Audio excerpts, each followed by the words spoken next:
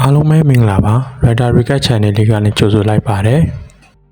်ဒီနေ့တင်ဆက်ပေးမယ့် Writer လေးကတော့ Kamen Rider Black ပဲဖြစ်ပါတယ်ဇာတ်လမ်းစာမှာဂျိုကူနဲ့သူ့ရဲ့ရောင်းမဖြစ်သူကာဆူမီတို့ဟာကြက်တောင်ရိုက်ပြီးပျော်ရွှင်စွာနဲ့အတူပြန်လာခဲ့ကြပါတယ်ပြန်လာတဲ့လမ်းမှာတော့ဂျပန်ကဂျာကြီးတို့ဖွဲ့နဲ့တိုးပါတော့တယ်ဂျပန်ကဂျာကြီးတို့ဖွဲ့ကဥပဒေမဲ့စားလုပ်ပါတော့တယ်အဲ့ဒီချိန်မှာသူတယောက်ရောက်လာခဲ့ပြီး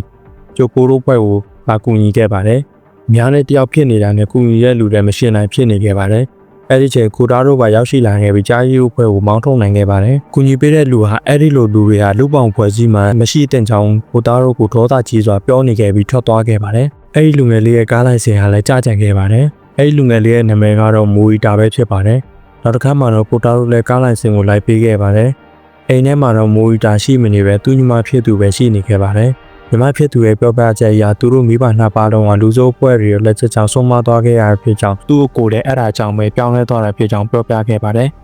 အဲ့ဒီချိန်မိုရီတာဟာကော်ကွန်ရဲ့လက်ကင်တို့ဖြစ်တဲ့ CEO အိုမီယာစီရောက်နေခဲ့ပါတယ်။အိုမီယာဟာမိုရီတာအပြင်နောက်ထပ်သူနဲ့ဘဝတူလူငယ်နှစ်ယောက်ကိုပါစီယုံထားပြီးကော်ကွန်ဖန်တီးထားတဲ့ CEO ကိုချိုရီနဲ့အတူရောတိုက်ခဲ့ပါတယ်။အဲ့ဒီနောက်မှာတော့လူငယ်၃ယောက်လည်းကော်ကွန်ရဲ့စိတ်ယုတ်ခြင်းကိုခံလိုက်ရပါတော့တယ်။နောက်တစ်ခါမှတော့ကော်ကွန်ရဲ့ရုံးခန်းကိုလိုက်ပြထားပြီးအဲ့ဒီလူငယ်၃ယောက်ကိုအတော်ဆုံးအဆန်ဆင်ဖြစ်အောင်လုပ်ပြီးကဘာကြီးကိုလည်းစုံတက်ဖို့ကြံစီနေခဲ့ပြီး Rider ကိုပါစုံတက်ပေးဖို့ကြက်မြူတန်ကိုပါနိုးထားစေခဲ့ပါတယ်။မျိုးတဲ့ရဲ့တနေရာမှာတော့ကြားကြီးအဖွဲ့ဟာဆက်လက်တောင်းကျမ်းနေခဲ့ပြီးအဲ့ဒီချိန်စိတ်ညှို့ခံရတဲ့လူငယ်၃ယောက်ဟာရောက်ရှိလာခဲ့ပြီးမညာမတာဆုံးမပေးခဲ့ပါတယ်။ကြားကြီးတို့အဖွဲ့လည်းအိမ်ပြန်တဲ့လမ်းမှာတော့မြူတန်ကတင်းဆောင်နေခဲ့ပြီးပြက်ရှင်းပေးခဲ့ပါတယ်။နောက်တစ်နေ့သင်းစာထဲမှာတော့ကြားကြီးတို့အဖွဲ့ဟာတိတ်ဆုံးသွားကြောင်းပါလာခဲ့ပြီးကိုတာတို့လည်းစုံစမ်းမှုချက်ချင်းထွက်လာခဲ့ပါတယ်။အဲ့ဒီအချိန်စိတ်ညှို့ခံရတဲ့မိုရီတာတို့အဖွဲ့ကိုတွေ့သွားပြီးကိုတာတို့လည်းနောက်ကနေလိုက်ခဲ့ပါတယ်။တနေရာရောက်မှာတော့ကားကိုမျက်ခြေပြတ်သွားခဲ့ပါတယ်။ကိုတာတို့လည်းလှက်ပတ်ရှာနေခဲ့ပြီးတနေရာရောက်မှာတော့ကားနဲ့ကိုတာတို့ကိုအလွတ်ဝင်တိုက်ခဲ့ပါတယ်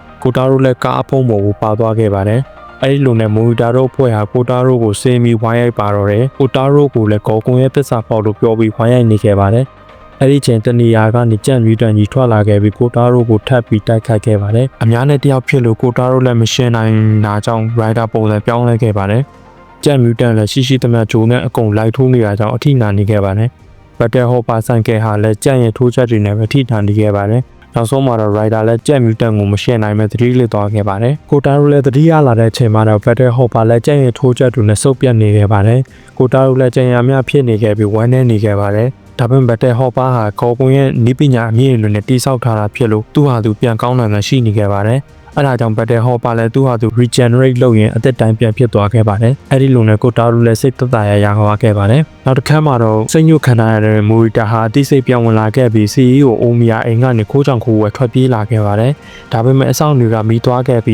းလှမ်းအောင်နေခဲ့ပါတယ်။မိုရီတာလည်းကားနဲ့အသေးအံထွက်ပြေးလာရင်တနေရာရောက်မှာတော့ကြက်မြူတန်ကအတင်းဆောင်နေခဲ့ပါတယ်။မြူတန်လည်းကားကိုကင်ပေါက်လိုက်ပြီးကားလည်းမိုးဆောက်ထိုးမှုမျိုးဖြစ်သွားခဲ့ပါတယ်။အဲ့ဒါနဲ့ဘဲကပြန်လာမှမသိတဲ့ကိုတာရိုဟာရောက်လာခဲ့ပြီးမိုရီတာကိုကူညီပေးခဲ့ပါတယ်။ကြက်မြူတန်လည်းတနေရာကနေပြီးနောက်တစ်နေ့စိတ်ကမ်းမှာသူ့ကိုလာတွေ့ဖို့ပြောသွားခဲ့ပါတယ်။နောက်တစ်နေ့မှာတော့ကိုတာရိုလည်းချင်းထားတဲ့စိတ်ကမ်းကိုရောက်ရှိလာခဲ့ပြီးကြက်မြူတန်ကလည်းအသက်ဆောင်နေခဲ့ပါတယ်။မြူတန်လည်းမြင်တာနဲ့ဂျိုးနဲ့ထိုးပါတော့တယ်။ကိုတာရိုလည်းအချိန်ဆွဲမနေပဲ Rider ပုံစံပြောင်းလဲလိုက်ပြီးတိုက်ခိုက်ပါတော့တယ်။ Rider လည်း Rider shot တိုက်ခွက်နဲ့မြူတန်ရဲ့ဂျိုးကိုရိုက်ချိုးပေးလိုက်ပါတယ်။ဂျိုးမထောင်နိုင်ပေမဲ့မြူတန်ဟာခွန်အားကြီးလွန်းတာကြောင့် Rider လည်းအလူးနဲ့ခံနေရပါတယ်။အဲ့ဒီအချိန် Battle Hopper ရောက်လာခဲ့ပြီးမြူတန်ကိုဆိုင်ကယ်နဲ့တိုက်ပေးလိုက်ပါတယ်။ Rider လည်းဆိုင်ကယ်ပေါ်တက်ပြီးမြူတန်ကိုတက်ချိတ်ပေးလိုက်ပါတယ်။အထိနာသွားတဲ့မြူတန်ကို Rider လည်းအချိန်ဆွဲမနေပဲ Rider Kit နဲ့အတူဆုံးသက်ပေးလိုက်ပါတယ်။နောက်တစ်ခါမှာတော့မိုရီတာစေးုံစင်းတဲ့ခံကိုလိုက်ပြထားခဲ့ပါတယ်။မိုရီတာလည်းကိုတာရိုကိုကျေးဇူးတင်နေရင်းနဲ့ပဲ Kamen Rider Black အပိုင်း9ကိုလည်းဆုံးသက်ထားပါတယ်။ဗီဒီယိုလေးကိုကြိုက်တယ်ဆိုရင် Like, Share, Subscribe လုပ်ပေးဖို့တောင်းဆိုချင်ပါတယ်